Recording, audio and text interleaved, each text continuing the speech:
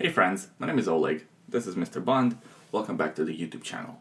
So yesterday Hodinkee came out with this article talking about how Patek Philippe, Rolex and Tudor will be delaying the releases of the new 2020 models until probably next year for the Baselworld 2021. I got a few messages of people asking me what are my thoughts on the subject, what do I think, what is our reaction, things like that. Now, we generally don't talk about expensive watches on this YouTube channel, but we are in quarantine, we're bored as hell, so at least let's make a video about it. Let's talk. I want to start off by saying that in the grand scheme of things, this delay is not a big deal. People have a lot more important things to deal with. This is a small inconvenience at best, and on a list of things that we have to deal with, that doesn't even crack top 100. Also, this channel, we don't really focus on expensive watches. I only reviewed one Patek Philippe in the lifetime of this channel. We reviewed a few Rolex watches and some Tudor watches, but generally we don't focus on expensive timepieces like that. We talk about more affordable watches. Nevertheless, it is still exciting to see new watches released from these industry giants.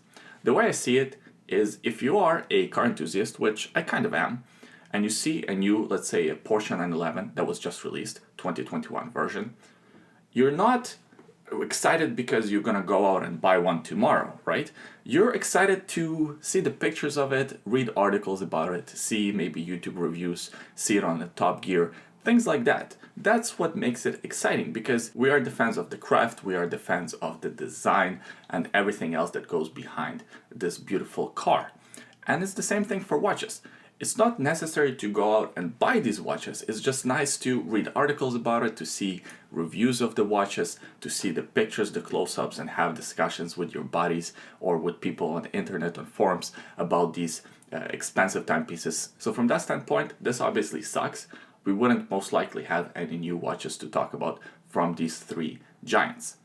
On the other hand, it kind of makes sense for them to delay these releases because, first of all, Baselworld got cancelled this year and it was moved until next year. It's going to be hosted in January 2021. Second of all three, Tudor, Rolex and Patek Philippe, have closed down their factories, have closed down their facilities because of outbreak of coronavirus. So they're not making any watches right now, let alone new models. And third, all the ADs pretty much around the world, not all, but majority of ADs around the world, again from all three companies, are closed, again because of coronavirus. And we don't know how long this quarantine will last for the ADs as well. Not only are they losing money right now as the closures go on, because they still have overhead expenses, a lot of them have to pay their employees, a lot of them have to pay for their leases and things like that. So of course, buying new inventory as soon as they open will be tough. And on top of that, as things get back to normal doesn't mean things get back to normal. It might take a few months for things to stabilize and go back to the way we were in the early 2020 and 2019.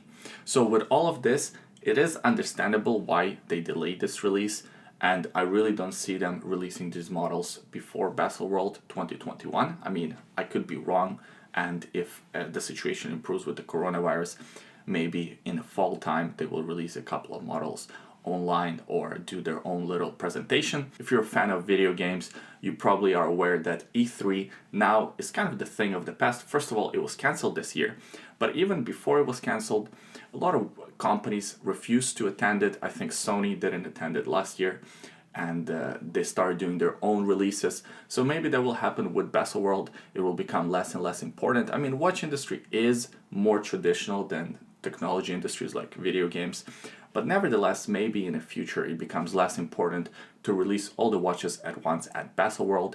And now with the internet, it's very easy to release watches online. So maybe we'll see some watches released online, maybe small press conferences from Patek Philippe or from Rolex, and they're dropping a few models here and there throughout the year.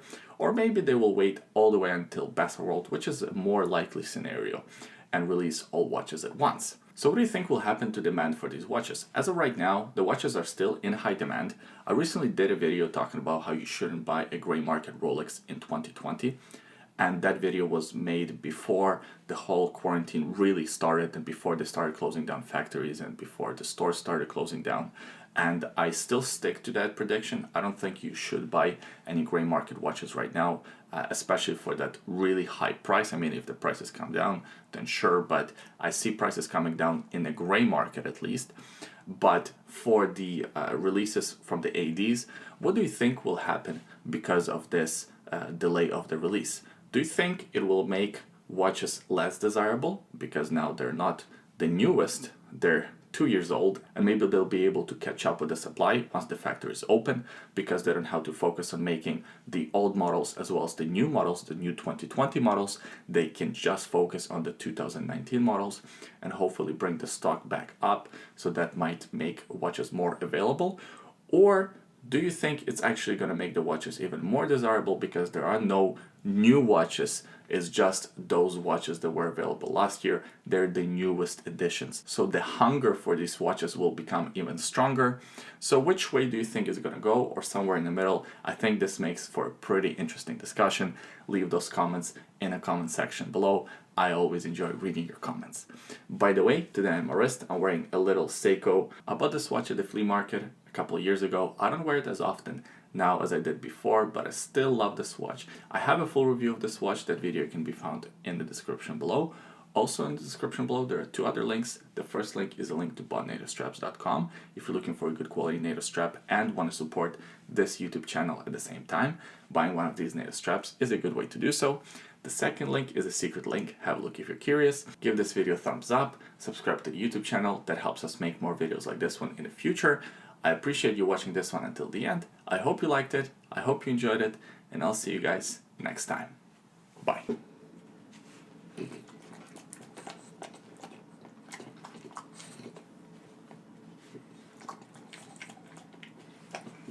Drill all over my shorts.